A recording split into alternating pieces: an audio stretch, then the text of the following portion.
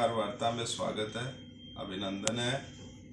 आए दिन प्रदेश के अंदर निर्ममता से मर्डर हो रहे हैं, लूट, डकैती, चेन स्नैचिंग की घटनाएं आए दिन दैनिक दिनचर्या का हिस्सा बन गई।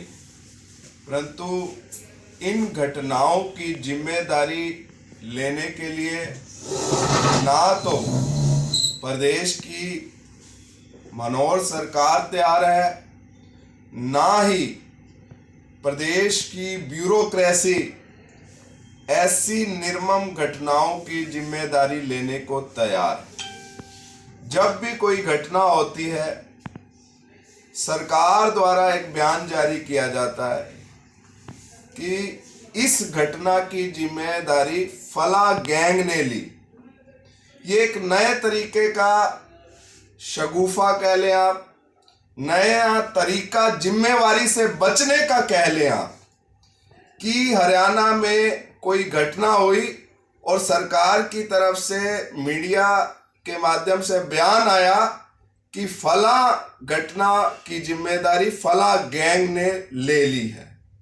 अगर प्रदेश के अंदर इसी तरह गैंग सक्रिय हो रहे हैं तो सरकार क्या कर रही है?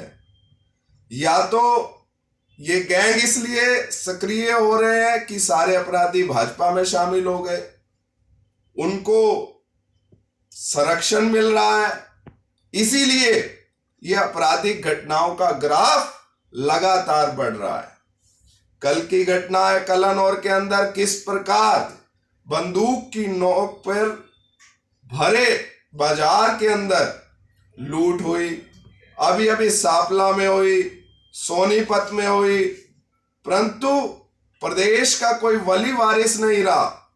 जब खट्टर साहब से आम आदमी पार्टी ने सवाल पूछा कि एक इतना क्राइम रेट क्यों बढ़ रहा है, तो खट्टर साहब का जवाब था कि मैं आंकड़ों से जवाब दूंगा, आंकड़ों पर जवाब दूंगा।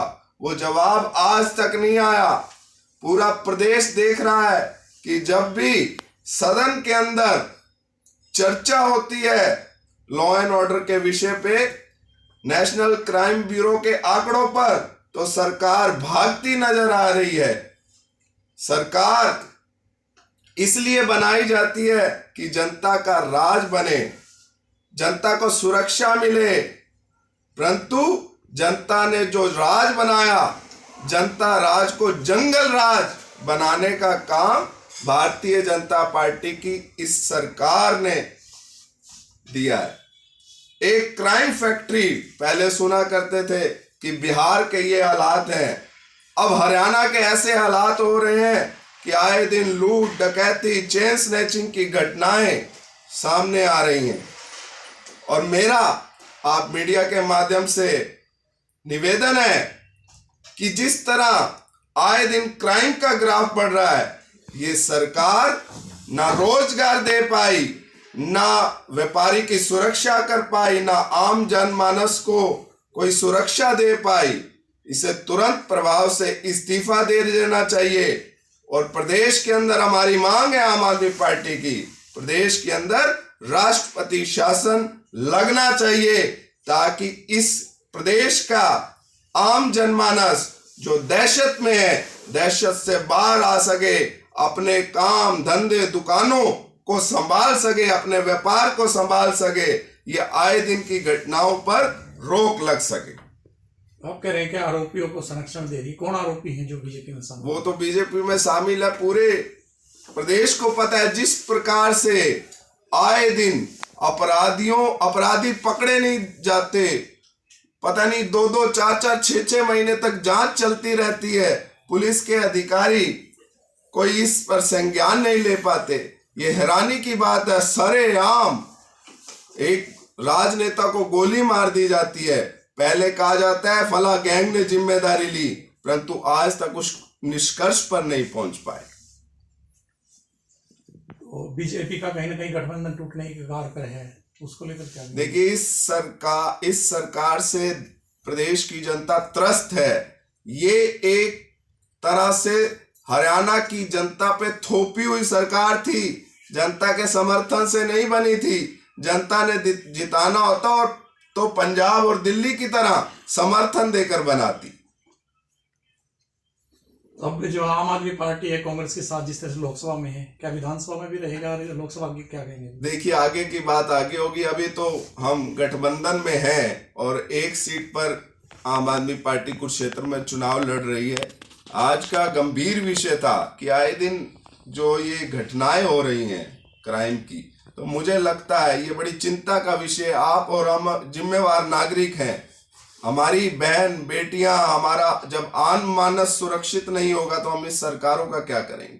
हरियाणा में मुख्यमंत्री बदलने की भी चर्चा है। ये काम तो पहले ही कर देना चाहिए था, क्योंकि जितनी गैर जिम्मेदार तरीके से ये सरकार चली है, इररिस्पॉन्सिबल तरीके से, कोई जवाबदेही नहीं है। ना तो प्रदेश के नौजवानों को रोजगार मिल पाए, ना ही जो सुरक्षा देने का काम सरकार का होता है वो भी नहीं मिला। आप साफ तौर पर कह रहे हैं जो अपराधी हैं वो बीजेपी में संरक्षण मिल रहा है, उनको बीजेपी में शामिल हो रहे हैं, लेकिन आप उनका नाम लेने में कतरा रहे हैं। कौन है जो बीजेपी में शामिल हो रहे हैं? देखिए मेरे पास कोई ऐसी लिस्ट नहीं है। अगर अपराध पर लगाम लगाई गई होती तो इस तरह अपराध का ग्राफ ना बढ़ता। इसका मतलब साफ साफ है, सरकार खुद कह रही है कि प्रदेश में गैंग ने जिम्मेवारी ली। गैंग ने जिम्मेवारी ली, इसका मतलब गैंग पनप रहे हैं। और पनप क्यों रहे हैं? सरकार की कमी के कारण। जनता का भरपूर समर्थन मिल रहा है। जिस तरह से कांग्रेस के नेता हैं वो सवाल उठा रहे दिल्ली की 300 सीटें पर इंडिया गठबंधन में है आप लोग, तो उसको किस तरह से? देखिए मैं फिर कहूँगा, आप सब हम हरियाणा प्रदेश के जिम्मेवार नागरिक हैं। आज जिस तरह से घटनाएं बढ़ रही हैं, हमारा पहला विषय यही होना चाहिए कि आज कैसे प्रदेश की कानून व्यवस्था को संभाला जाए और मजबूती के साथ संभालने की जरूरत है, ताकि आपके और हमारे परिवार सुरक्षित हो सके। बीजेपी तो कह रही है कि 400 पार से आपकी बात दिल्ली में दे रही है, उसके बाद 300 यूनिट से ज्यादा होते ही जो पूरा उनको यूनिट का बिल देना पड़ रहा है। लेकिन इंडिया गठबंधन में है आप लोग, लेकिन कांग्रेस वाले ऐसे करें कि हम इस तरह का कुछ नहीं करेंगे, हम अगर 300 यूनिट के ऊपर जाता है बिल तो 1 यूनिट से शुरू करेंगे। देखिए वो कांग्रेस की सोच कांग्रेस के साथ है। हमारा एजेंडा इस समय केवल और केवल देश के कॉन्स्टिट्यूशन को बचाना है, देश के डेमोक्रेसी को बचाने के लिए ये अलायंस हुआ है।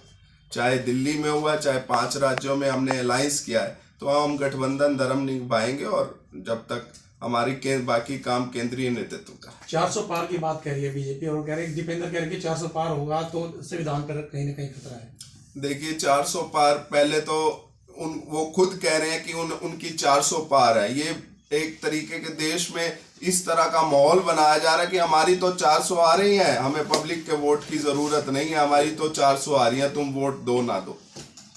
पब्लिक के लिए एक बहुत बड़ी बात है कि डेमोक्रेसी को इतना बड़ा खतरा है कि स्वयं प्रधानमंत्री कह रहे हैं हमारी 370 आ रही है, एनडीए की 400 आ रही है। तो हरियाणा में इंडिया गठबंधन कितनी सीटों पर जीतने के लिए सक्षम है? कितनी? 10 की 10 जीतेंगे। आपराधिक घटनाओं की, चाहे आप नफे सिंह राठी के, चाहे सापला की घटना हो, चाहे रोहतक की घटना हो, सब में सरकार के द्वारा एक ही जवाब आता है कि फला गैंग ने जिम्मेदारी ली। अब गैंग क्यों सक्रिय है? आपके होते हुए, अगर सरकार के होते हुए गैंग सक्रिय है तो यू आर फेलियर।